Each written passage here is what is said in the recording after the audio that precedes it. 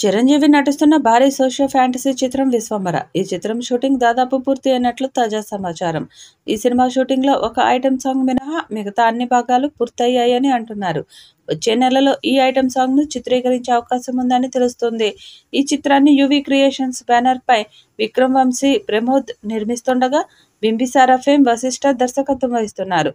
'విశ్వంభర'లో చిరంజీవి సరసన త్రిష కృష్ణన్, ఆషికా రంగనాథ్ నటిస్తున్నారు. కీరవాణి సంగీతం అందిస్తున్న ఈ సినిమా అత్యాధునిక విజువల్ ఎఫెక్ట్స్తో భారీ స్థాయిలో రూపొందుతుంది.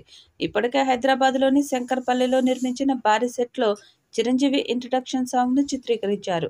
ఈ పాటకు శోభి మాస్టర్ కొరియోగ్రఫీ చేశారు. ఈ సినిమా మొదట సంక్రాంతి 2025కి విడుదల కావాల్సి ఉండగా, రామ్ చరణ్ గేమ్ చేంజర్ కోసం వాయిదా పడింది. ఇప్పుడు జూన్ చివరి వారంలో విడుదలకు ప్లాన్ చేస్తున్నారు. ఇక సినిమాలో ఓ ఐటెం సాంగ్ కోసం శ్రీముఖి ఎంపికైనట్లు పుకార్లు వినిపిస్తున్నాయి. అయితే ఇంకా అధికారిక ప్రకటన రాలేదు.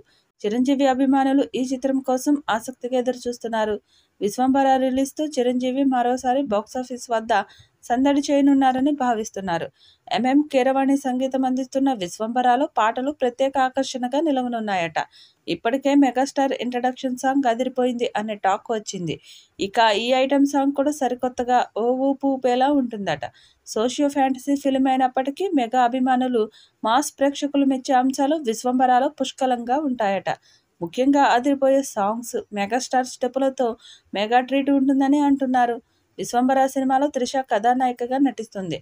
చోటా కే. నాయుడు కెమెరా బాధ్యతలు నిర్వహిస్తున్న ఈ చిత్రానికి ఎడిటర్స్గా కోటగిరి వెంకటేశ్వరరావు, సంతోష్ కామిరెడ్డి వ్యవహరిస్తున్నారు. ఈ చిత్రాన్ని చిరంజీవి పుట్టినరోజు కానుకగా ఆగస్టు 22న విడుదల చేయడానికి సన్నాహాలు చేస్తున్నారు.